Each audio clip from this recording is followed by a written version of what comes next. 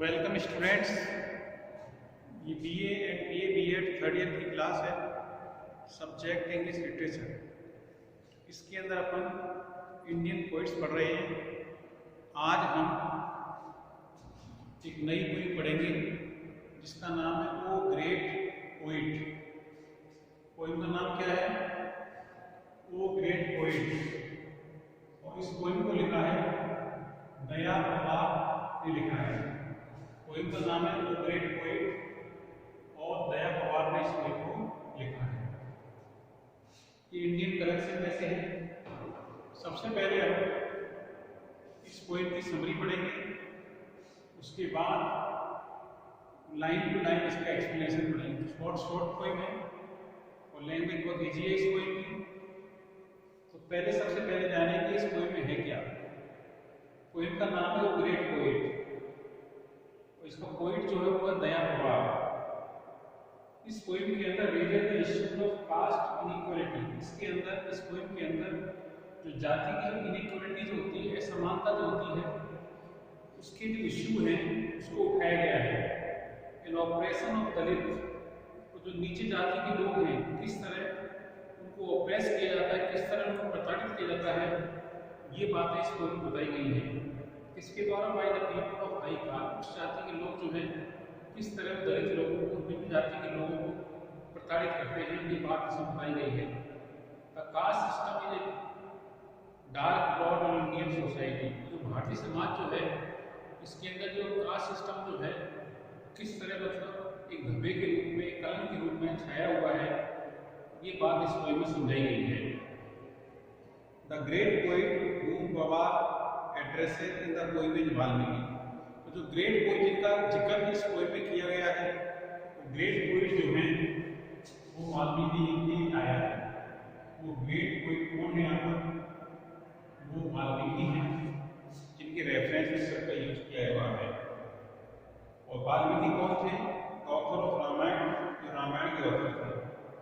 Daya Pawar presents side by side Maithili Valmiki work, बताते किस तरह वाल्मीकि जो थे उनका जन्म के बारे में, उनकी लाइफ के बारे में और उनके बैकग्राउंड के बारे में, उनका इमॉर्टल वर्क जो है जिसके अंदर वाल्मीकि जो है रामायण राम राज्य को मतलब उत्कर्ष तक पहुँचाते हैं, उसको ग्लोरीफाई करते हैं, ये सब बातें बताई गई हैं।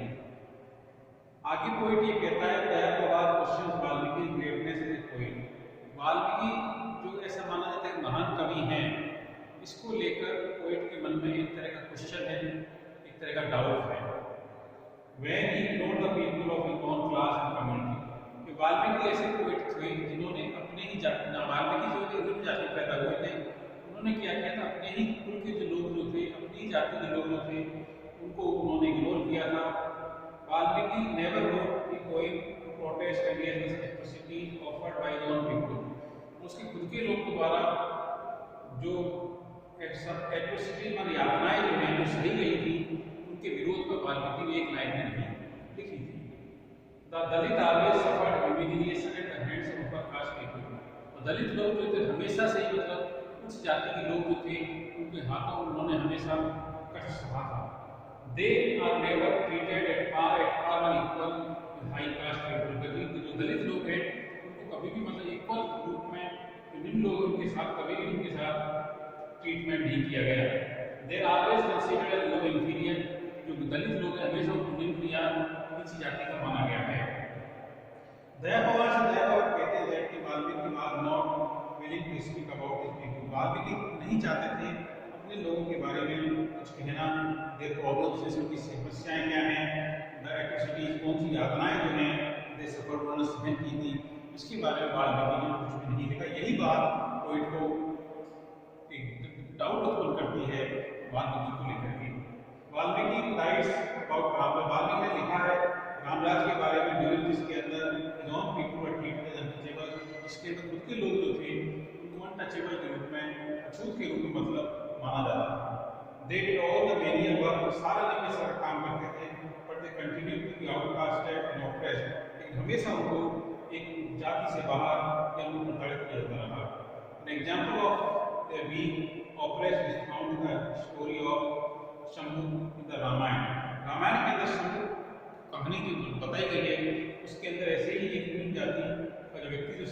उसके बारे में बताया गया है। शंभू's head was chopped off by Ram.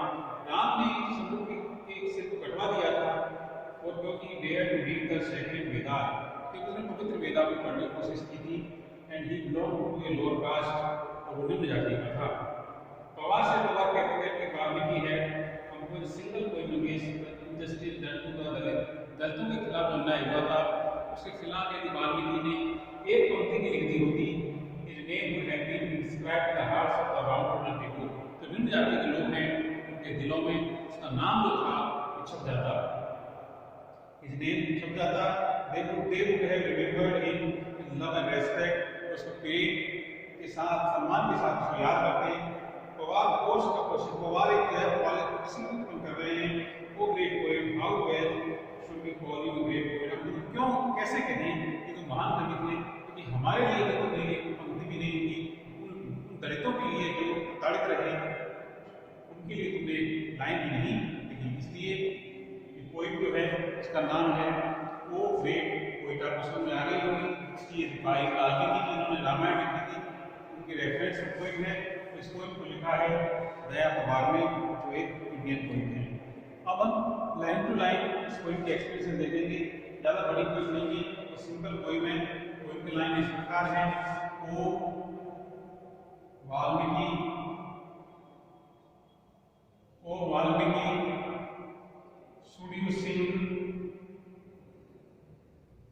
should you sing the praises of Ramraj, the praises of Ramraj, praises of Ramraj, because you are the great poet of poets, because you are the great poet of poets. Seeing the herons bounded wing, seeing the herons bounded wing, your compassionate heart, your compassionate heart broke out in lament, broke out in lament. You were born outside the place, you were born outside the village. ये प्रारंभिक पंक्ति है इस poem की। इसके अंदर poet नया पवार जो है वो बता रहा है वाल्मीकि के बारे में, उनके जीवन के बारे में बता रहा है। और ये वो वाल्मीकि शुड यू सिंग, क्या तुम्हें गीत गाने चाहिए, प्रेजेंट पर प्रशंसाएं, क्या तुम्हें रामराज की जो प्रशंसाएं हैं उसकी एडमिरेशंस जो है, एडमिरेशन जो है उसकी प्रशंसा करनी चाहिए, बिकॉज क्योंकि तुम कवियों के भी कवि हो, तुम महान कवि हो, कवियों के भी तुम एक कवि हो। दिल के बारे में बता रहा है, seen the heron's bounded wing, heron एक पक्षी होता है, तो उसने उसके घायल पंखों को देखा। जब वाल्मीकि ने घायल पंख, उस हेरन के घायल पंख ने उसको देखा, जो compassionate, compassional, full of kindness, full of kindness, उनका दिल जो था broke out in laments, laments माने जो सोल, उनका दिल जो था वो दुख से टूट पड़ा था। You were born outside the village, उनके जीवन के बारे में बता रहे हैं। वाल्मीकि का जन्म गांव में कहाँ हुआ था, वाल्मीकि का जन्म जो हुआ था एक निम्न परिवार में उनका जन्म हुआ था। आगे देखते हैं क्या है।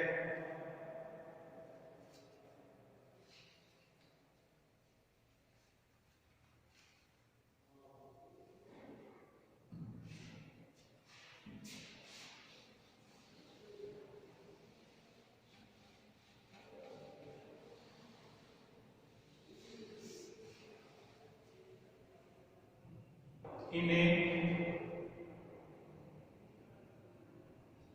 shun neighborhood,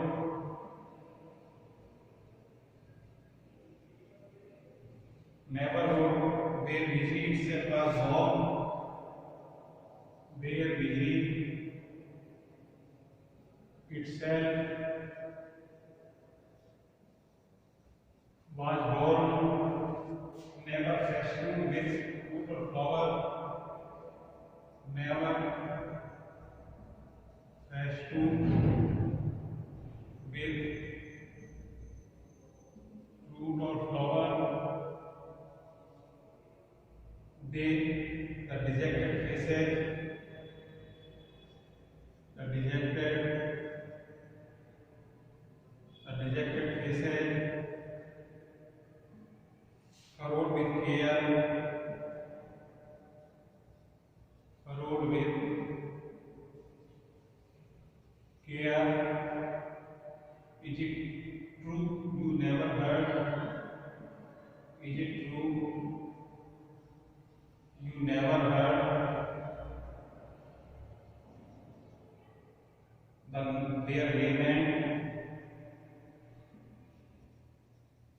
Their lament as they cried for liberation, as they cried for liberation. One Shambhu of your own blood, of your own blood, caught fire,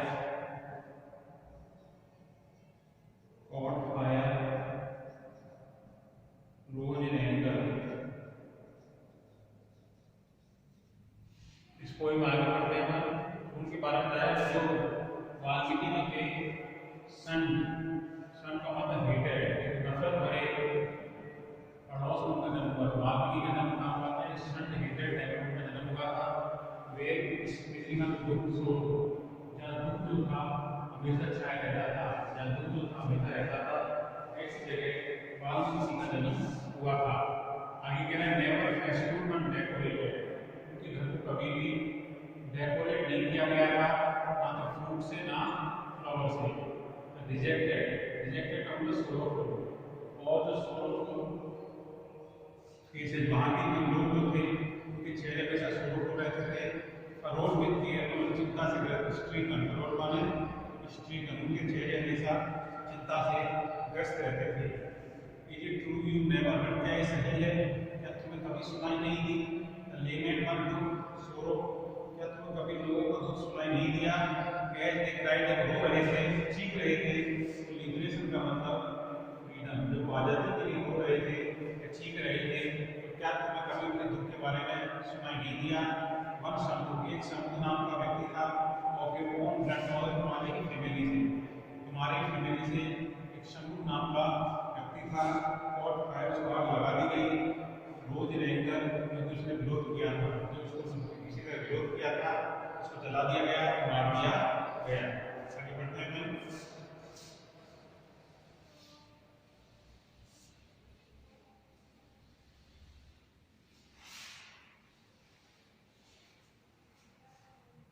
O great poet,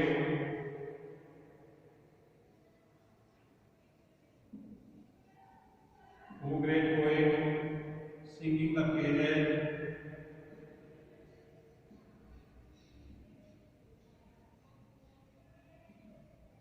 of Ramaraj,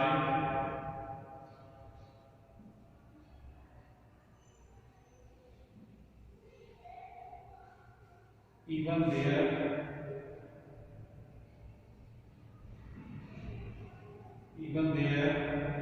the icy cliff of inhumanity, the icy cliff of inhumanity,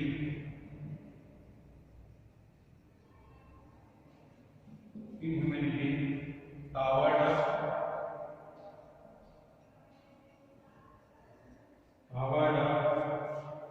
O great poet, O great poet, how then should we call you a great poet? Call you a great poet, had you written just one single verse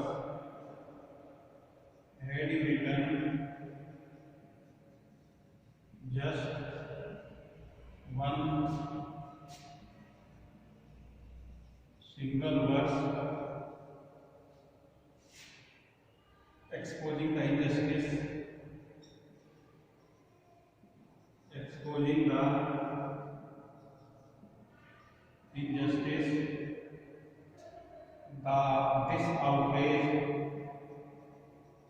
this outrage, then would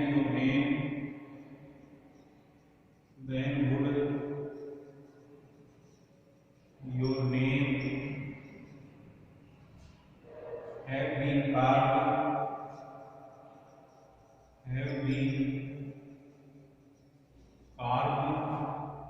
on our hearts,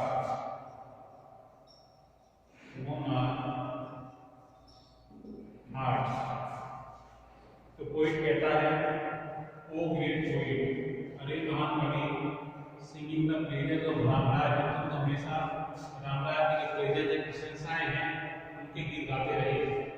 उस समय में even there the I see glimpse of enmity on the cruelty, उस समय मतलब cruelty जो थी वो tower था, आसमान को छू रही थी।